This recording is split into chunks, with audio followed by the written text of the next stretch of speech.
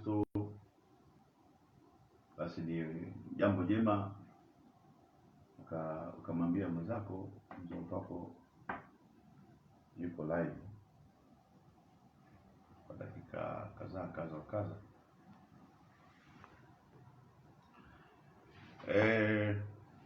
Ningeanza kwa kusoma kitabu cha Wakorinto wa kwanza mlango wa 3. Wakorinto wa kwanza mlango wa 3.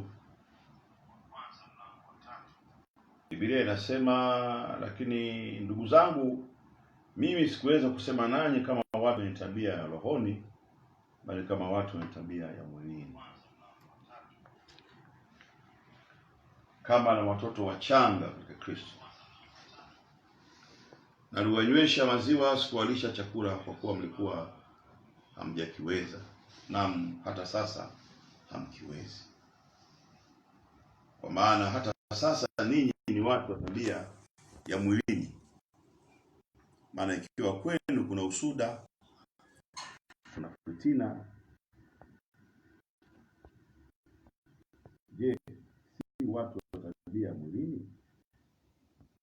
Hii tena na mmoja asema mimi ni wa Apolo, na mwingine mimi ni wa Paulo, mimi ni wa Apolo, mimi ni wa Paulo, na mwingine mimi ni wa Apolo. Ni si watu wa tabia za mwilini?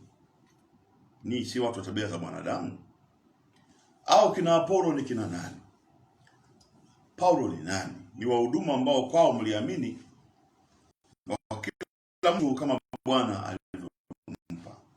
Mimi nilipanda, Apolo akatia maji. Nilipanda, Apolo akatia maji, bali mwenye kukuza ni Mungu. Hivi apandaye si kitu, wala atiaye maji, bali Mungu akuzaye. Basi yeye apandaye na yeye atiaye maji ni wamoja, lakini kila mtu atapata sababu yake mwenyewe, sawa sana tabu yake mwenyewe.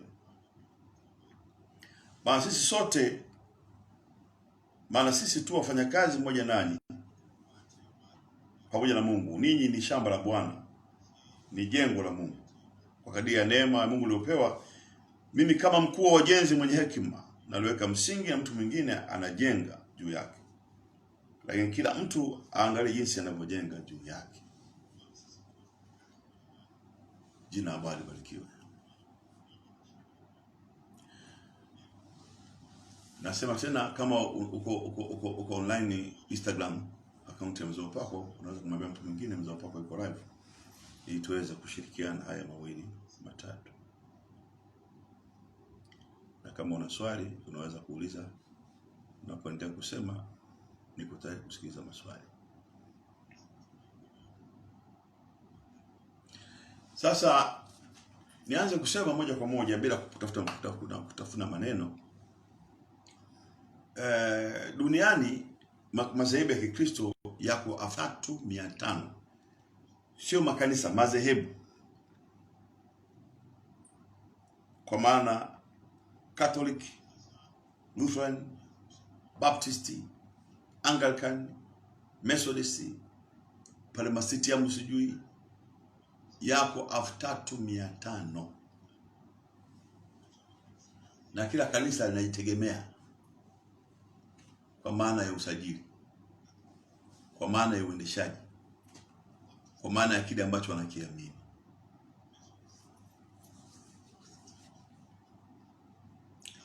Kwa hiyo inakuwa si busara sana kama kuna baadhi ya madhehebu wanaabudu tofauti na wewe unavyoabudu, ukaanza kuwashambulia kwamba wale wanaabudu hivi, sijui wanatumia mafuta, sijui wanakataga mafuta, sijui maji, sijui vitambaa. Huko ni ukosefu wa akili, hata akili ya kuazima tu. Mchungaji mmoja anaitwa Magembe, msiaji mmoja, yeye kazi yake ni kutukana wenzake tu. Sasa mwambie Magembe, Mzee Upako amekujibu. Kwanza historia ya kanisa, historia ya Pentecost. Kwa So mimi nimefanya kazi katika madhehebu ya Pentecost hasa nakaribia miaka 40. Kanisa la Assemblies of God Tanzania lina miaka 80. Mimi nina miaka 37 ya kuhubiri Injili. Nilianzia huko TAG. Kwa umri wangu wote nimefanya kazi mimi na makanisa ya Pentecost. Nilikuwa kwanza Pentecost Holiness la Mzee Mboya, baadaye nikawa TAG, baadaye EAGT. Kwa unaofahamu sana Pentecost. Kama kuna watu ambao wanafahamu historia ya kanisa ya Pentecost Tanzania wakiwa 10 basi na mimi nimo. Akiwa moja basi ndio mimi. Mchungaji wangu wa kwanza MTAG alikuwa Ngobito, Elia Ngobito. Muasisi wa chuo cha Biblia cha Dodoma. Na yule Marekani ndio alianza chuo cha Biblia cha Dodoma cha TAG. Elia Ngobito sasa ni marehemu. Na ndio katibu mkuu wa kwanza Muafrika. Katibu mkuu wa kwanza Muafrika wa Tanzania Assemblies of God, Elia Ngobito. Ndio alikuwa mchungaji wangu Iringa mjini. Baada ya mafarakano yenu yale ambayo si mmeyasahau, kwa mlifungana nyinyi, mlipelekana jela. Je, mna miloa ya kuhukumiana, mna roho ya vita tu mpaka leo bado mnaanza vita ugomvi tu. Na wewe mahubiri ya ugomvi tu, chokona imani ya wenzenu. Subiri mambo yako Magembe. Hubiri mambo yako, usubiri mambo ya watu wengine. Huo ni utoto. Huo ni uchanga wa kiroho. Mbona Biblia bado ni kubwa tu? Kuna mambo ya kina Moses hapo katika maandiko, kina Elia, kina Elisha. Ndio watu wanataka wajue hayo. Sio unakurupukia kutokana na watu. Huo ni uchanga. Huko ni kufilisika kiroho kabisa. Huko ni kuzeeka vibaya.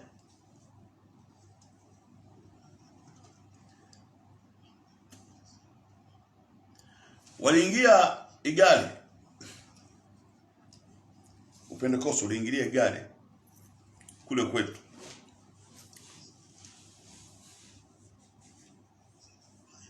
Wa Pentecost Holiness ndio alianza kuingia Igale. Baadaye Muamerika mmoja mu Assemblies of God akapata maono ya kuja Tanganyika. Miaka 80 iliyopita. Kuja Tanganyika kuleta wa Assemblies of God. Yaani hicho ambacho leo kinaitwa TAG.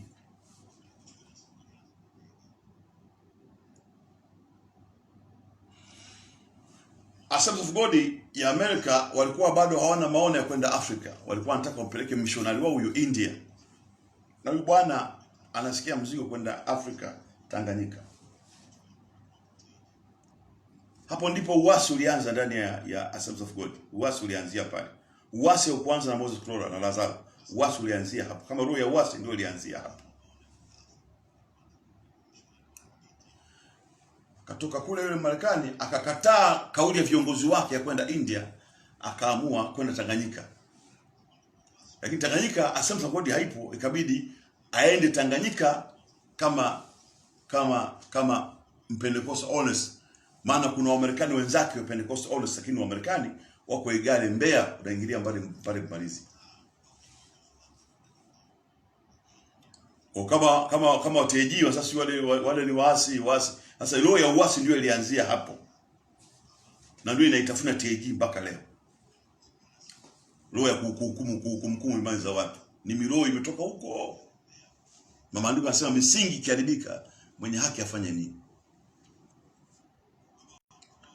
Hiyo kama Magembe ajui mumkumbushe nyewe wenzake.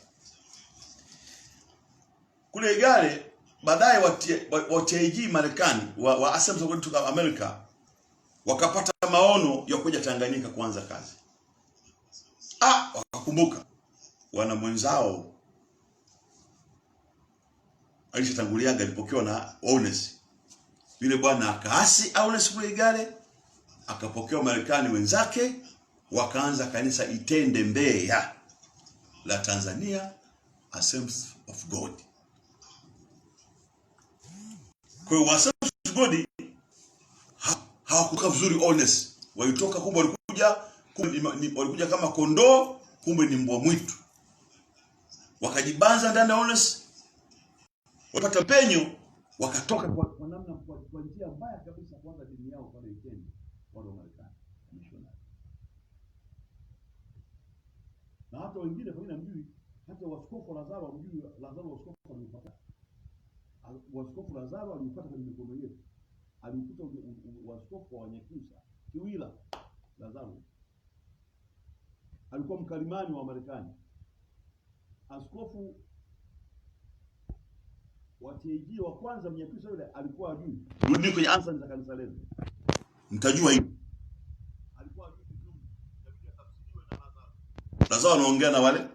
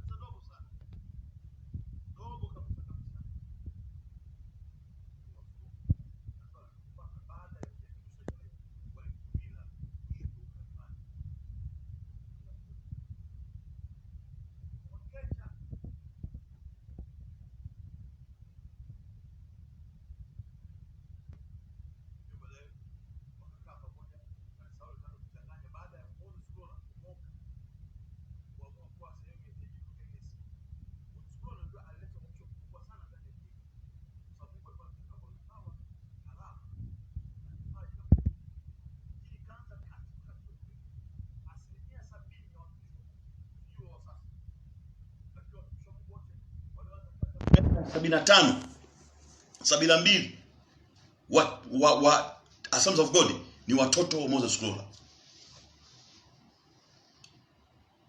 Lazaro anasifika kwa maana ya administration, uongozi. Lakini uamsho, mambo ya rohoni, kuhubiri injili, kuleta watu kwa Yesu, kuponya wagonjwa, alikuwa Moses Kulola. Kwa uongozi ukahama kwa Wanyakyusa, Msukuma, Mchaga akawa askofu mkuu, Msukuma akawa naibu askofu. Patani sana kiukweli. TAG hiyo, bado TAG wanapenda vita, wakati unajua wamekaa kwenye nyumba ya vioo, afikiri si kuwafahamu. Wakanya ndio anajua sana kana mzao paka wale wasi. Lele. Nyie mmeanza mmekuwa ubiri. Mimi nimekwambia nimefanya kazi ya Mungu hii na karibu miaka 40, nusu ya kanisa lenu, umri wa kanisa lenu TAG.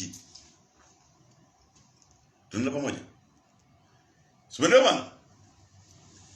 Ndio baadaye hao sasa wa TAG hao wakaanza kanisa kwa kubwa.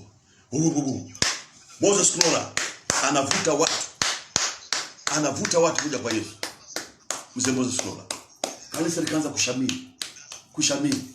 Hata askofu aliyembadili Lazaro, Mwansongole maisha yake yote alikuwa na mtoto. Ni baada ya Moses kumuombea, ni Mwansongole alichosa kupata mtoto, Mwansongole wa Upanga. Baada ya Moses mzee kumuombea, ndio Mungu akamfungulia Mwansongole kupata mtoto. Vijana wengi hawa wote mnaona ni watoto wa Moses Kulola.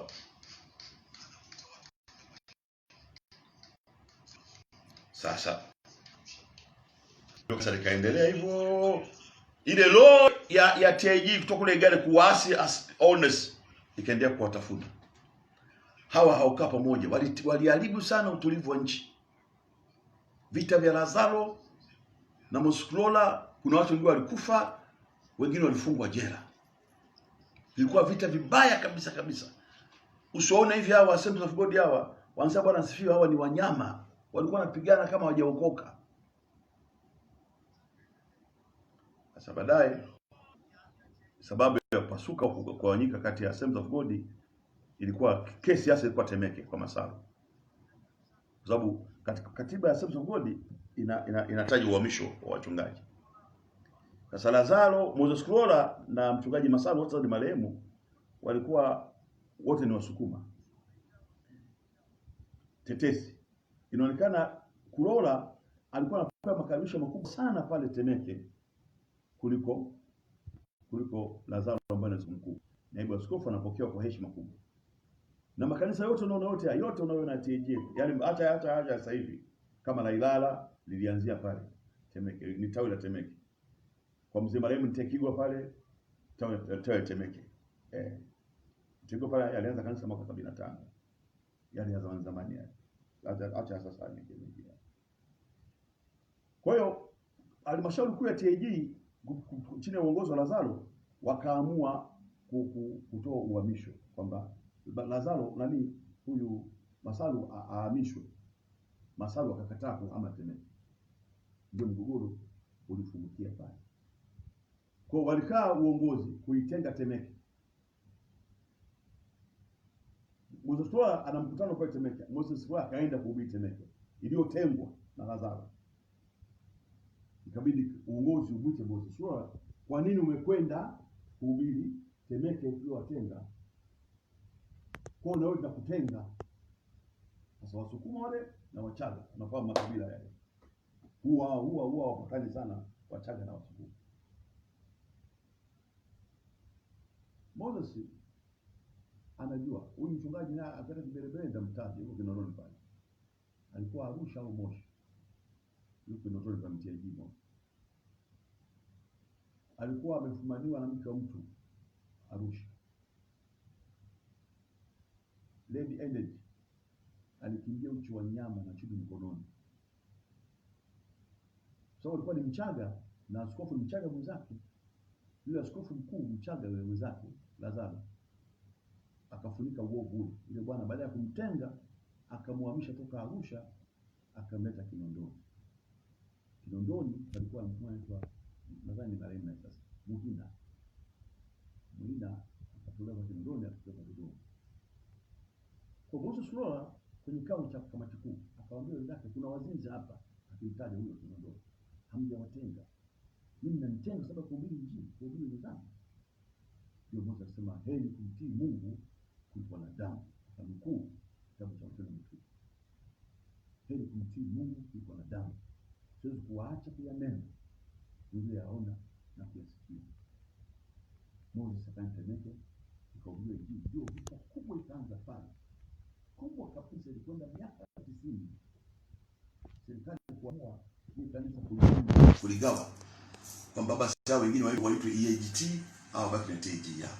Na bado kaenda kuwa na makesi makubwa ya kushtakiana kuhusu majengo. Hao TAG wakawa wanadai ile jengo la Temeke la kwao na la Bugando la kwao. Mzee Moses Swaa alipofariki nilishiki msiba wake. Wakamzika pale Bugando. Hawa jamaa wa TAG hawa waliamua kufufua ile maiti. Sasa hii hastahili kuzikwa hapa. Mimi wakati huo Rais wa Jamhuri ya Muungano alikuwa Jakaya. Jakaya alikuwa ana ziara kule Mwanza. Nikampigia simu Mheshimiwa Rais. Kwa Mheshimiwa Rais, huyu mzee Krola amefanya kazi kubwa katika nchi yetu. Kubwa sana. Hastahili maiti yake izalishwe kiasi. Watu wanakwenda kufukua maiti yake Bugando. Eti kisa hii kanisa la kwao lijengwa na mishonari wa TAG. Jakaya alisikitika sana. Kama mchungaji, kina nani hao? Nikamwambia wana maugomvi yao wa miaka mingi hao. Wanaokuja sio msamaha hata mpaka leo bado mwili wa Moses Swaa wanahukumu ufukuliwa. Mungu mwema, si nini kilitokea mpaka leo ule mwili wa Moses Swaa bado pale Bugando mpaka leo. Sasa ninachosema ndugu zangu wa TAG, duniani kuna Wasabato wanaamini Jumamosi. Ni imani yao, muache. Kuna Wakatoliki wanaabudu sanamu za Bikira Maria, wanaabudu roza, wanasali kupitia rozari. Ni imani zao, waacheni. Kuna Jehovah's Witness, waache. Uzuri wa maua ni moja blue, moja njano, moja kijani. Ndio uzuri wa dunia. Duniani kuna Waislamu, waacheni wahubiri imani yako. Kuhubiri imani ya mtu mwingine kwamba kapotea, sio kwa mwenzetu. Kwanza sio mwenzetu, mnajipendekeza. Biblia inasema hawa mkoa wa kwetu wankaa na sisi. Wametoka maana wakoa wa kwetu. Ndio nimesoma kitabu cha Mathayo, je, ni watu wa mwilini cha wa Korinto. Maana kuna fitina, huyu ni wa Apolo, huyu ni wa Kefa. Maana tunasema kila mtu aenende sasa na alivyoitwa. Bora hamkosei Mungu na haikosei sheria ya nchi.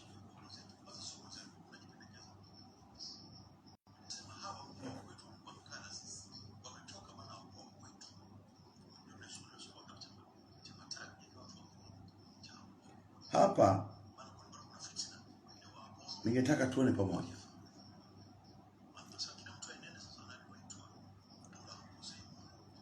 Wale ambao wanataka tuone pamoja.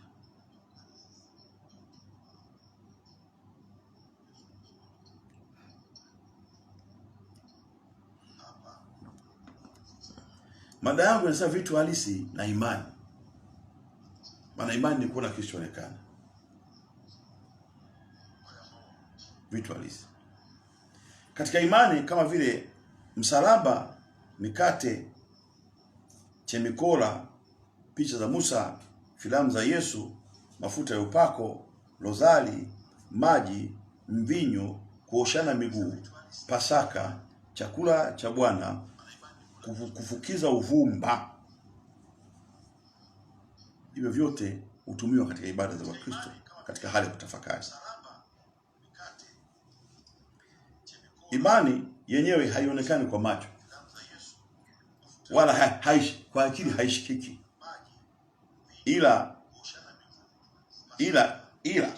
ili kuikaribia mwanadamu amefanya kwa utashi wao, kwa lengo jema ama kwa maelekezo ya maandiko, kutabakaliza, kutafakari hivyo vitu. Kwa mfano, tunasema mwalimu alisema, kuleni huu mkate ndio mwili wangu, na kila ule mkate wa Yesu ana uzima. Lakini ule sio mwili wa Yesu. Lengo la vitu hivyo vina malengo mengi, ila pale ambapo lengo huwa ni ibada kwa Mungu, basi nguvu za Mungu, upako unaonekana.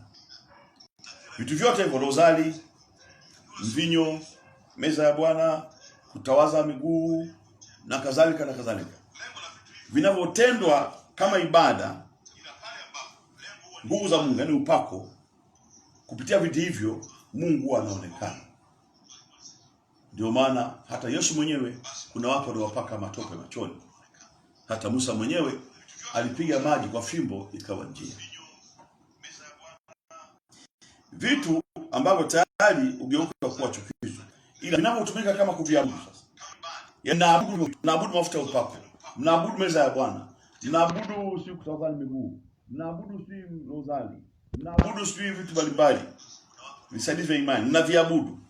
Hapo vinageuka kuwa chukizo. Malengo ya vitu hivi ni kumfanya mtu atafakari aliyowahi kutoa, yaani vinampa mtu kutafakari.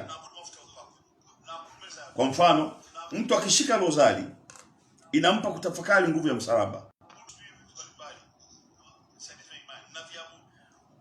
Kujisogeza kwa Yesu kwa kuangalia na kufanya mfano wa divai, yani break kind, kuwa damu, mkate kuwa ngano wa mwili wa Kristo, vinamsaidia mtu kumleta karibu na Mungu.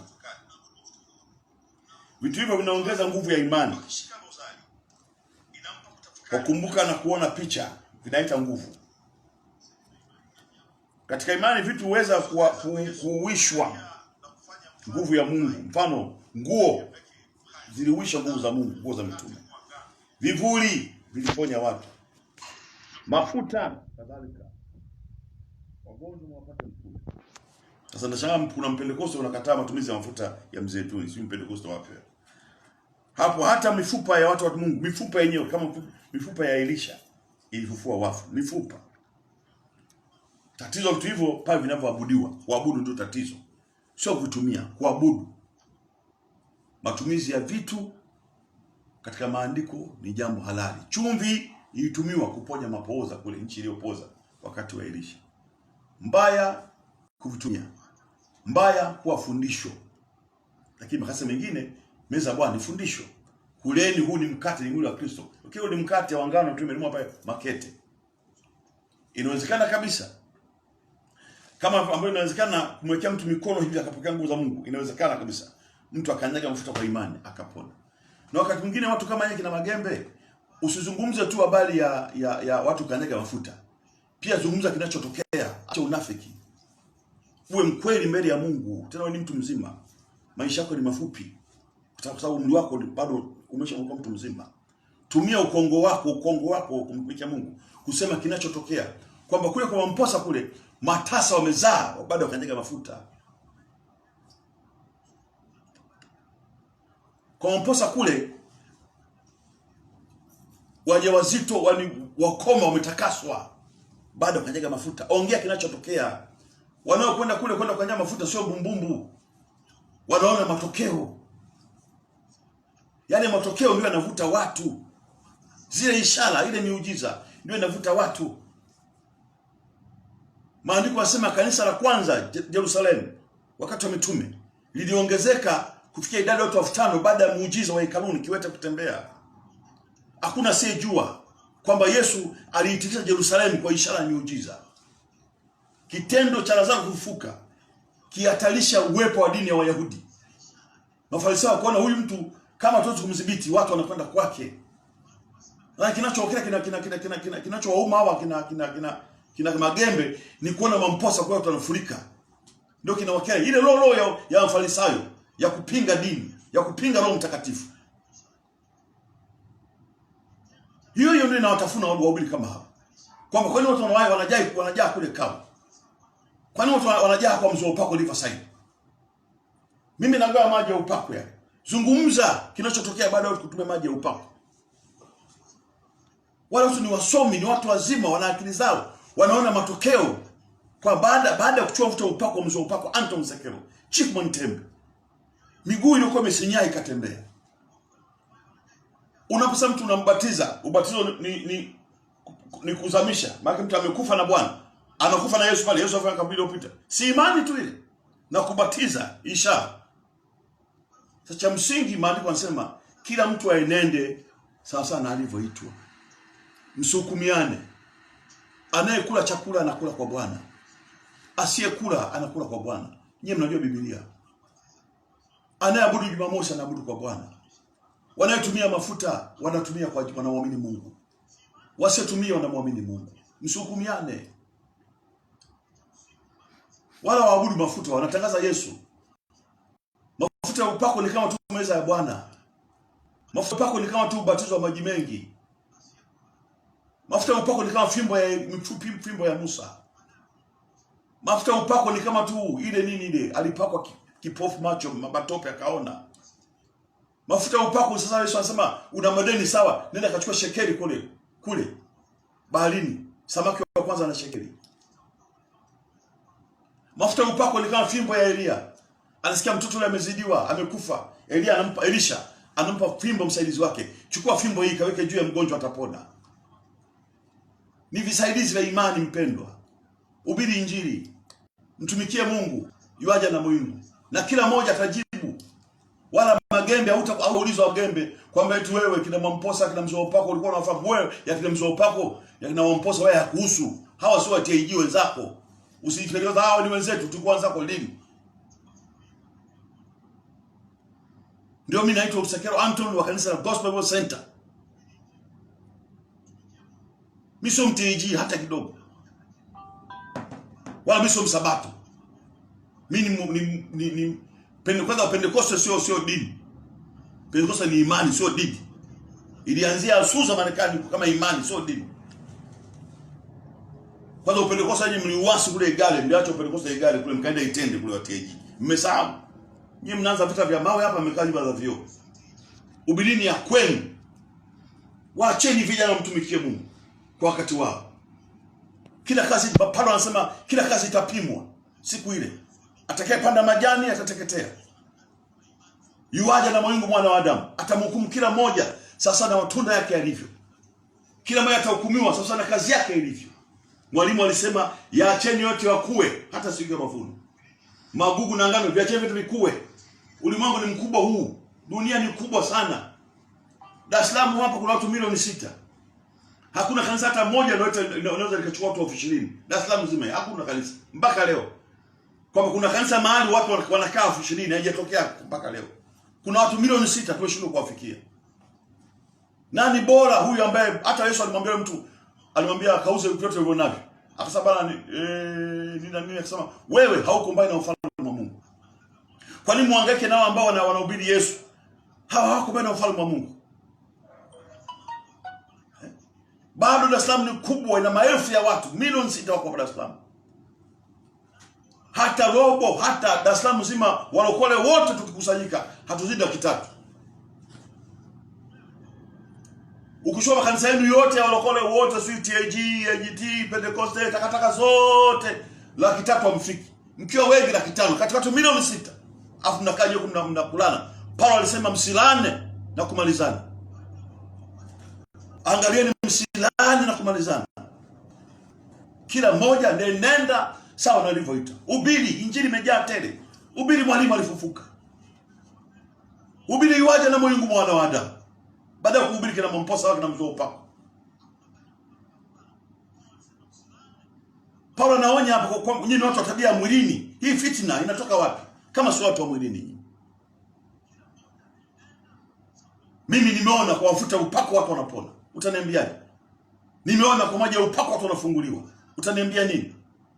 Bila kujali dini zao wanaendelea. Wewe kama huna karama hiyo, nyamaza. Nyamaza. Maana sasa usimhukumu mtumishi wa mwingine. Usimhukumu mtumishi wa mwingine, maana sio wewe uliyeniita. Sio wewe uliyeniita. Aliyeniita ndiye atanihukumu siku ile. Wala hakuna mtu atajibu kwa niaba ya mwingine. Kila mtu atajibu yeye kama alivyo mbele ya Mungu. Na hata hapa duniani tu. Maana kila pando na baba itangolewa. Alisema Gamalieli, si tumia tu Magembe na wazako wengine wote wenye ujinga huo. Tumieni tu hekima Gamalieli, kwamba kama watu hawa wametoka kwa Mungu, kama ni wanadamu, kazi hiyo ni ya binadamu, hamna haja kuipinga, itajiishia yenyewe. Akatoa mfano kidana walitokea kule Galilaya, wakainuka hapo wakapotea wenyewe. Ile Marekani alikuwa anasumbuka Marekani Franklin Hall. Wa imani ya Msali aliisha mwenyewe. Gamalieli akasema hao watu muache. Kama ni Mungu, kama si Mungu watapotea. Msimko kama mnapingana na Mungu. Wakati watu wanamsulubisha Yesu hawakujua wanamsulubisha mwana wa Mungu. Wakashangilia wafikie huyu nabii wa uongo, huyu Beelzebul, kumbe ni mwana wa Mungu. Hawakujua. Wakati watu wanamnyonga Paulo hawakujua wanamnyonga mtume, mkuu wa wajenzi, hawakujua. Wenyewe walifikiri wanafanya mambo ya dini yao. Wakati watu wanampiga mawe Stefano hawakujua kama Stefano Mungu amemuita. Comment wanasoma hizo. Simona bana. Hawakujua kwamba huyu anampiga Stefano Masihi wa Bwana. Tumejua leo wakati maji yamwagika. Tumejua leo kwamba Yesu alikuwa Bwana wa Mungu wakati maji yamwagika. Lakini wenzetu wakati wao walimbeza Masihi. Walimpeleka msalabani. Kwamba huyu anaponya hata siku ya Sabato. Dini yetu hairuhusu uponyaji siku ya Sabato. Dini yetu hairuhusu kanyaga mafuta. Dini yetu hairuhusu maji ya upako. Dini yetu hairuhusu kaza wa kaza. Hiyo dini yako ambayo ina mipaka yake, ina katiba yake.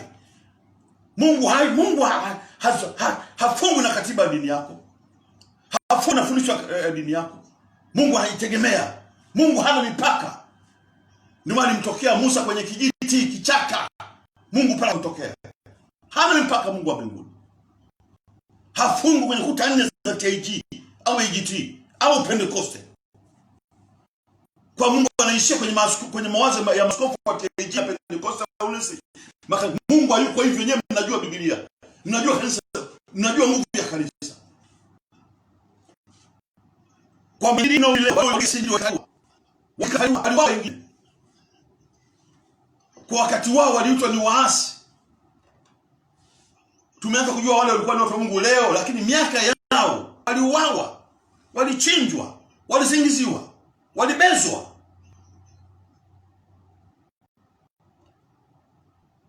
Walinyanyapwa Paulo. Watu walimnyanyapaa Paulo, Wayahudi wote wamtaki. Wakamshtaki kwa Kaisari. Mpaka wakamnyonga.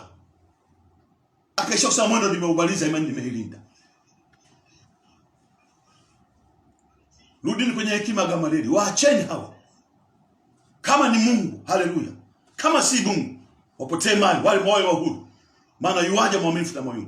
Sio mnakwenda mnaonyesha vidole tufikie ni wasafi kiasi hicho. Paulo anasema msimkarana kumalizana. Kila mtu aenende sawa na alivyoitwa.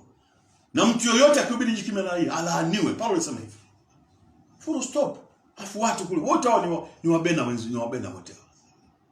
Wote hao ni Wanyamwezi. Kwa hiyo watu mnawagawa kwa misomo ya mawazo yenu. Hubiri Mathayo 7. Hubiri Luka 14. Hubiri uto wako. Na watu watakuheshimu sana. Na Mungu atakuheshimu sana. Kuna comment hapa.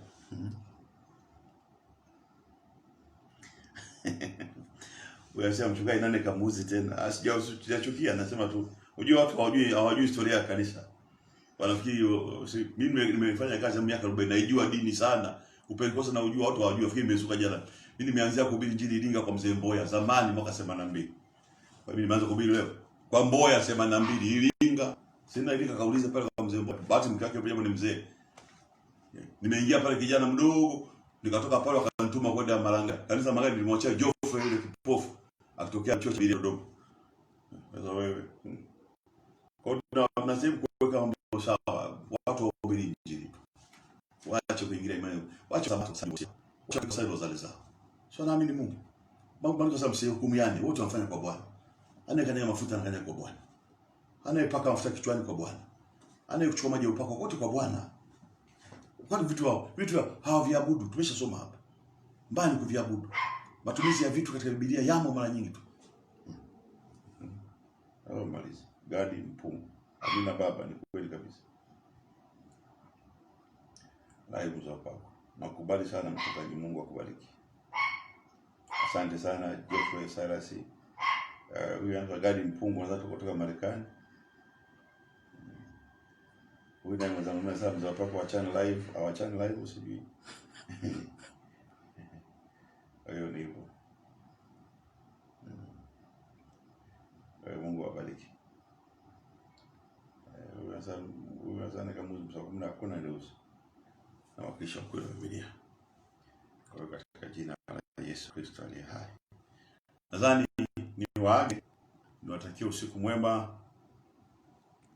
Mungu wa mbinguni atubariki pamoja. Mungu atulinde.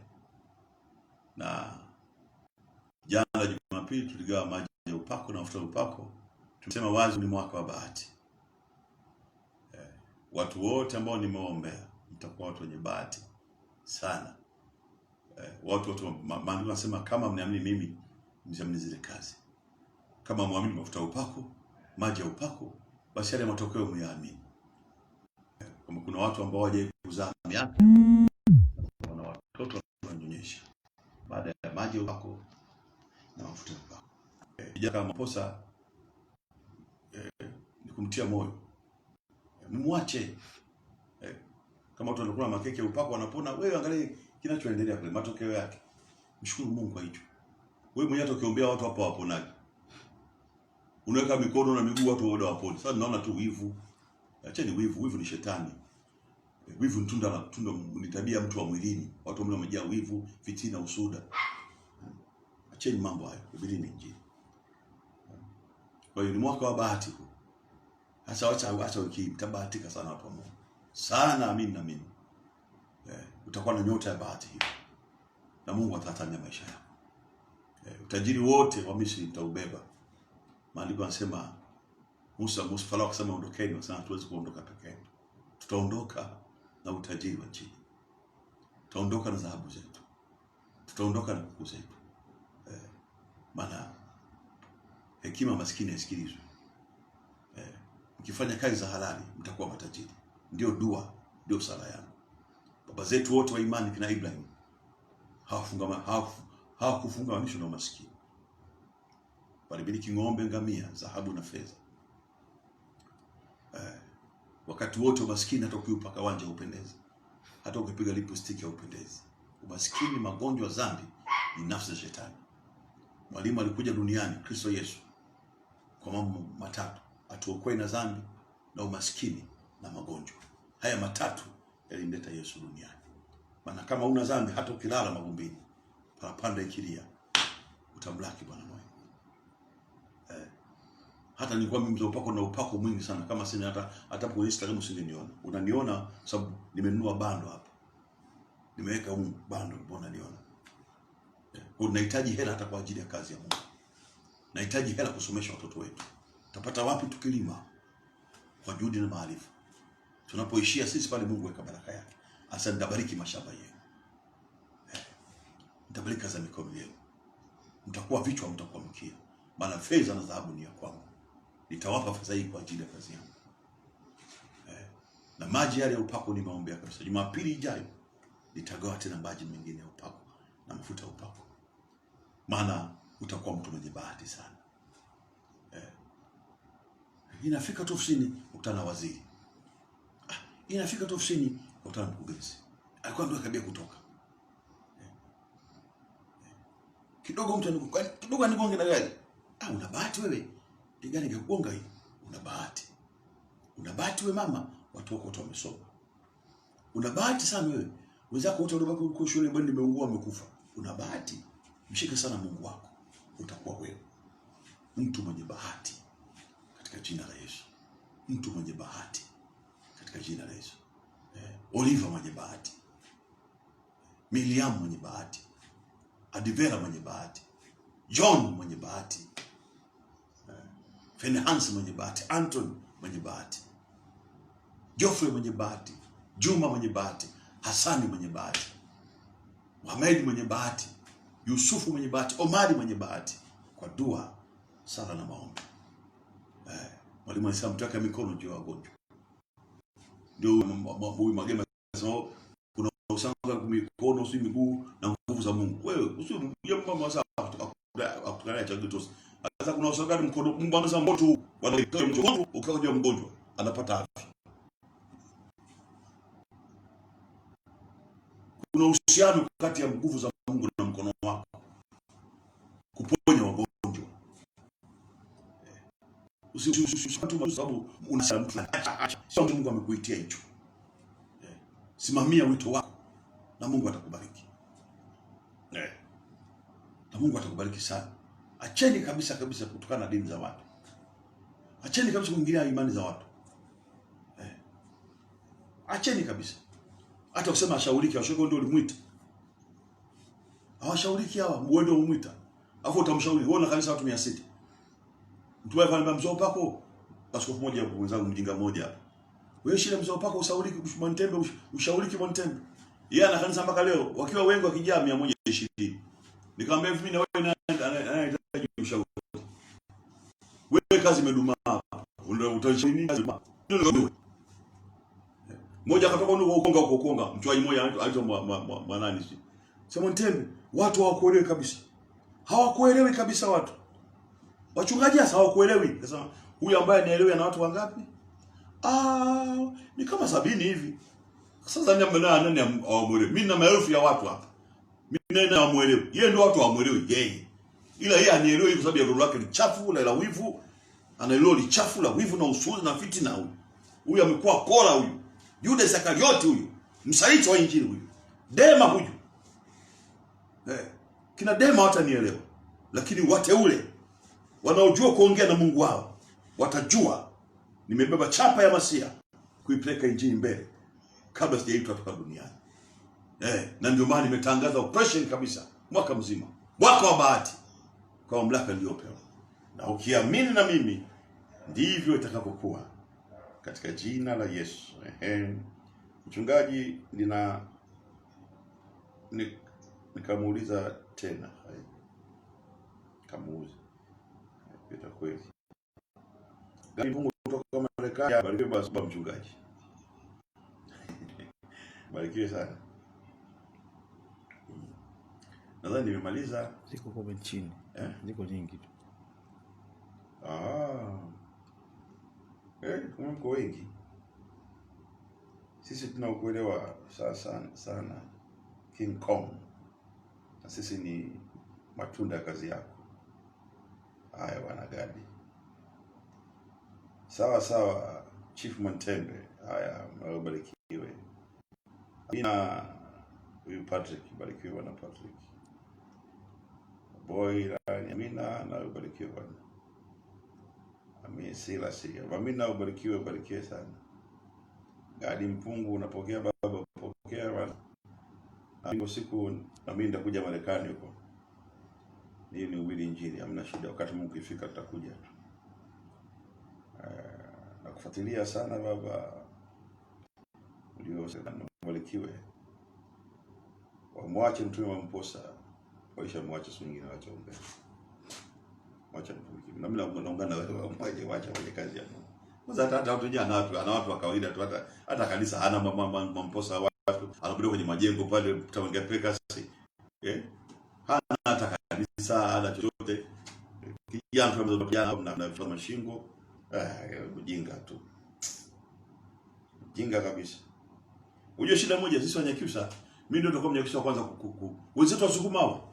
Ukimshambulia Msukuma mmoja wanakuja juu. Ndio maana walipoka. Hii dini ya TAG ilikuwa ni ya kwetu. Yakaja Misukuma na Michage kanyaga dini yetu. Sisi Wanyakyusa tumekuwa tu watazamaji. Ile AIC mpaka leo ni Wasukuma mpaka leo. Mennonite mpaka leo, sababu ilianzia kule kwao wale Wakuria. Mpaka leo bado ni Mennonite ni ya kwao. Sabato ina nguvu kule kwa Wakuria, wameikamata Wakuria na Wapare. Sisi Wanyakyusa TAG ilikuwa ni ya kwetu. Wachaga na Wasukuma kaja wakatunyang'anya. Sababu sisi wenyewe Wanyakyusa tupendani, tunaoneana wivu. Ndio shida ya Mnyakyusa. Kina mzee Mwenda wale, kina Mwaisabila wale walikuwa hapo. Mpaka leo hata wazee wanabaki na Mwaisabila hawana roho ya upendo. Hawana kabisa. Shida Wanyakyusa hawapendani kabisa. TAG wametunyang'anya wapagani. Yaani watu ambao sio Wanyakyusa. Tungeng'ang'ania TAG yetu kama wale Wasukuma wameng'ang'ania ANC yao. Au kama vile Wakuria wameng'ang'ania Mennonite yao. Ni ya kwao Mennonite. Asilimia 90 ya Mennonite wansari Wakuria. Ndio. Mimi ndio Mnyakyusa wa kwanza kumtetea Mwamposa. Wanyakyusa mimi mwenyewe Mwantembe hapa. Uwezo kwa mimi ndio Mwakasege, mbili wa Injili Mwakasege tufahamiane mpaka leo. Tulikuwa sisi ni Wachaga au Misukuma. Siku nyingi Mwakasege tungefahamiana. Mimi ndio Mnyakyusa wa kwanza kata laana hiyo ya Wanyakyusa kutokupendana. Kumtetea Mwamposa hata alipata shida kule Moshi kule. Nikasema hakuna mtu atakayemgusa Mwamposa hapa. Mwamposa kule kwenda kuua watu, alikwenda kuhubiri Injili. Mingine yote MTAG sio ile kashambulia, roho chafu, roho za kuzimu hizi. Nikasema hakuna atamgusa Mwamposa hapa. Mbona mnasema tu watu wamekufa? Mbona mnasema ambao walikuwa wanapona? Ilo papara. Yaani damu nzito. Nikasema hata hii laana Wanyakyusa kutokupendana mimi naivunja. Wewe ni Mwamposa, mimi ni Mwantembe, tunatoka njia moja. Wote ni Wanyakyusa wa Rungwe kule. Ndio. Wanyakyusa wengine wote walikaa kimya peke yangu, wote kina Mwanjala hawa, kina wale kile yule askofu wa nani yule wale Mwakasege sio. Ile wa TAG pale Dodoma pale. Hamna kitu, hamna upendo kabisa Wanyakyusa. Ndio mtakufa wote kimya kimya hivyo hivyo. Mtajiishia tu. Hii TAG kwa dini yetu sisi ilianzia Igale. Igale kwa Rwagwa, ndio kuigale dini. Kuigale kwa Rwagwa. Bali sisi wasungu kwa kaka. Kwani kipanga cha TAG na Pentecostals. Kiaba cha kipanga, kiaba Wasukuma kipanga hiki. Hii ni kama Mennonite ya Wakuria, ni kama EAC ya Wasukuma. Mpaka leo hautasikia sio Mnyakyusa mkoskofu sio au sio Mpale au sio nani sio Matengo amekuwa sio mtu watano kwa amekuwa tulete askofu wa Mennonite. Ataanzia wapi? Mwamposa ni anatoka nyumbani. Anatenda miujiza kule Arusha, watu walipona wengi. Mnachukua tu, mwalimu alisema mnameza mbu mnachuja ngamia. Mnaacha mema yote ya Mwamposa yote na miaka yote mnaanza huyu.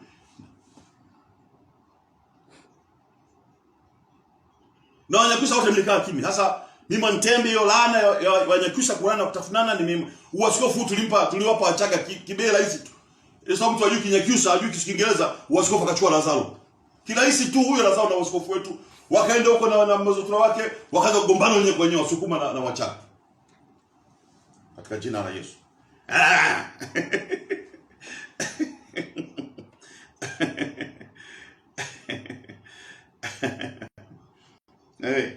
Nyinyi wengine wengi hapa mnasikiliza ni wachanga.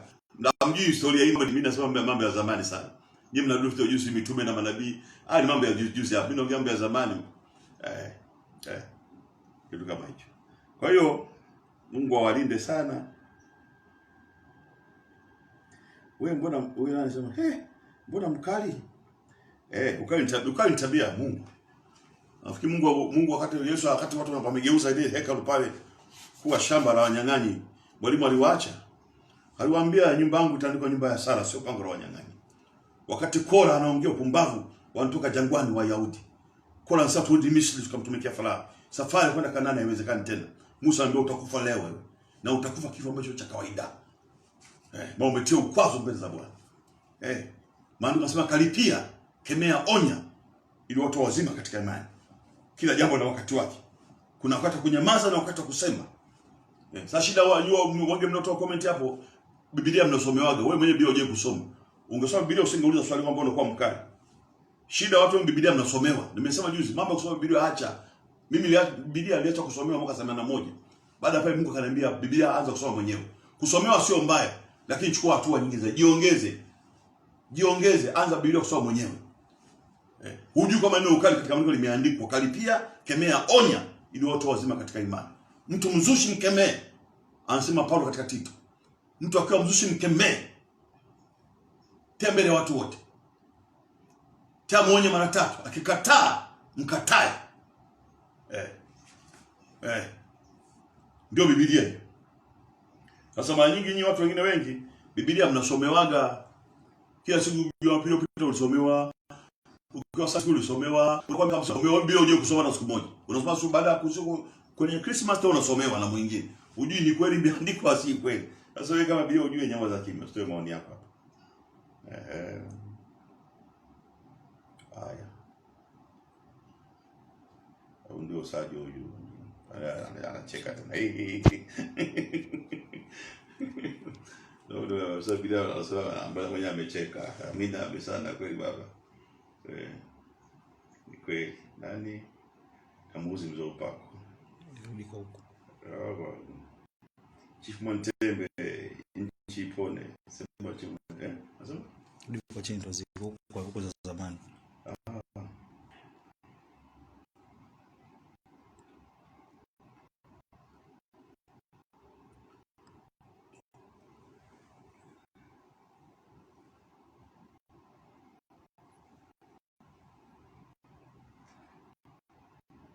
Kufuatilia sana baba. Ndio sasa. Amina. Tuombe mchungaji.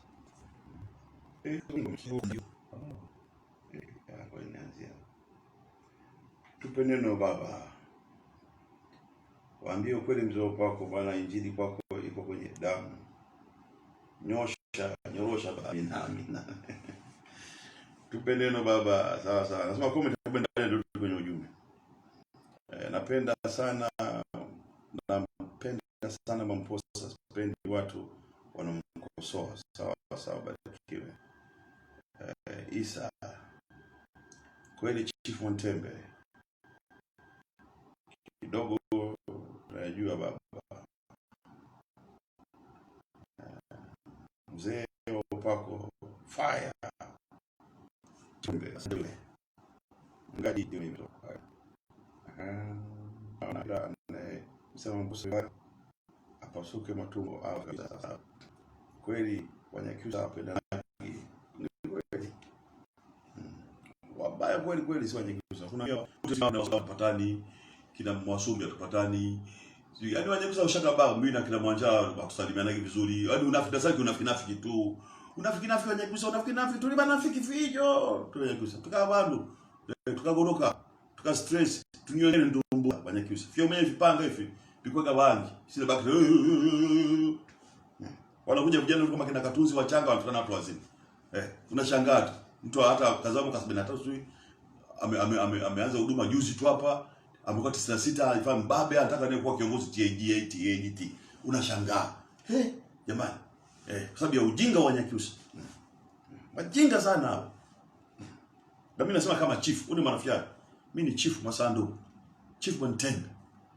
Mkiwa kule nyumbani ningewaagiza mshikamwe mnashikamana huko. Mwege wa moja. Mjenge pa upende. Acheni wivu. Mnaonena wivu. Ndio. Kwenye umoja ndio Mungu amecha baraka. Barikiwe mtumishi. Naitwa Pastor Anton. natembea katika nyayo toka 2015. Barikiwe pastor, hongera sana. Pastor Anthony, sawa, barikiwe. Wewe na amani mtu wa Mungu. Barikiwa baba. Amina. Nimalize kukusoma pale, nimalize pale nilipoishia, nimalizie kwa pale nilipoanzia. Namaliza kwa pale ambapo nimeanzia.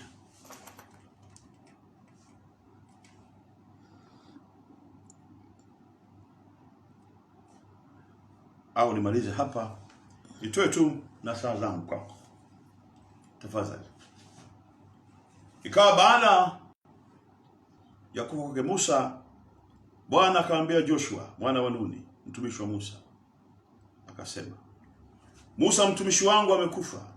Haya basi, ondoka, vuka mto Jordan, wewe na watu hao wote, kaende hata nchi niwapayo wana wa Israeli. Kila mahala tafanyaga nyayo za miguu yenu nimewapa ninyi, kama nilivyomwapia Musa mtumishi wangu. Kila mahali nyayo zitakanyaga nimewapa. Sasa unashangaa mtu anasema kwa nyayo hakuna upako. Sasa unashangaa nyayo zina upako, nyayo zina nguvu. Mungu anasema nyayo zikanyaga tu mahali Mungu amekupa. Afu anasema nyayo, kuna uhusiano kati ya nyayo na Mungu. Mungu anataja nyayo hapa. Nyayo zikanyaga tu mahali Mungu amekupa. Tangu jangwa hili Lebanon mpaka mto ule mkubwa wa Flat, nchi yote ya Waiti, tena mpaka bahari ile kubwa upande wa macheo ya jua, hapo ndipo patakuwa mpaka wenu. Mkikanyaga nyayo tu, mkiweka tu mikono juu ya wagonjwa watapata afya. Mkisema neno lenye ambalo limevuviwa Mtakatifu, utapata nyama. Jangwa itakuwa ziwa la maji. Vifungo vitafunguliwa. Nuru itakuja kwenu. Mtaona asionekana. Mwalimu anasema mtatenda makuu kuliko haya ndio atenda mimi. Nimaliza kusema hapatakuwa mtu yoyote atakayesimama mbele yenu. Kwa sababu kama mbele ya upako huu na kuupinga, hautafanikiwa. Utaliwa na pakanga mapema. Mbele ya upako wa Joshua hakuna mtu atakayesimama. Mungu yuko pamoja na sisi vile vile kama alivyokuwa na Musa mtumishi wake. Kuna watu wengine mlimpiga Moses kwa vita, mlipiga Moses kwa vita, mkapiga mpaka amekufa, mkataka mfufue kaburi lake. Maiti yake pale bugano mtaka mfufue. Lakini Moses alikufa mwili tu. Ameacha watoto duniani na mzopoko nikiwepo. Ndio maana mzee Kulola kabla hajafa alikuja kusali kwangu hapa. Na akaniombea kwenye kiusa kwa kiala ntule tusakero fijo, untule fijo. Kwa Kulola amekufa tu mwili, lakini bado Moses Kulola anaishi ndani ya mioyo ya watu mpaka leo. Mpaka leo Moses Kulola anaishi ndani ya mioyo ya watu mpaka leo. Na ndio mchungaji pekee ameacha historia katika Tanzania hii. Haijapata kutokea mwe wa kweli. Kidogo pengine kina Shimba wale, kina Kapiga wale, labda wale kanda ya kule ya Tabora huko wapi, kina Shimba na Piga. Lakini aliweza kufikia umma wote wa Tanzania tena kwa miguu. Kumbuka hakuna satellite, hakuna TV. Radio ilikuwa moja, hakuna usafiri kama wa leo. Yule mzee aliyofikia Tanzania maelfu amekufa tu kiuhidi Moses Kulola. Lakini bado injili yake iliyo hai inaishi mpaka leo katika mioyo ya Tanzania. Ndio mjue nyinyi mpizano wa injili. Nakajua kusacha nisi. Sikia. Amani iwe kwenu. Mungu awabariki sana. Nawatakia kila laheri. Nitaendelea kusoma comment na maswali mbalimbali, nitaendelea kuyapokea, lakini yote katika yote nawapenda sana. Tuwe wamoja. Tuendelee kuomba Mungu, maana yalio na palale, maana yalio na nzige, maana yalio na palale, maana yalio na tunutu yanakwenda kurudishwa katika jina la Yesu aliye hai. Ndio nimesema mwaka huu mabinti wengi waolewa wakitumia maji ya upako. Mwakani mwezi kama huu watakuwa na familia zao wenyewe. Ninaamini hivyo. Kama Isha Bwana majeshi, mtakuwa na nyumba zenu wenyewe. Laana ya binti kutokuolewa naivunja na ilani katika jina la Yesu aliye hai. Amen. Shalom, shalom. Asante.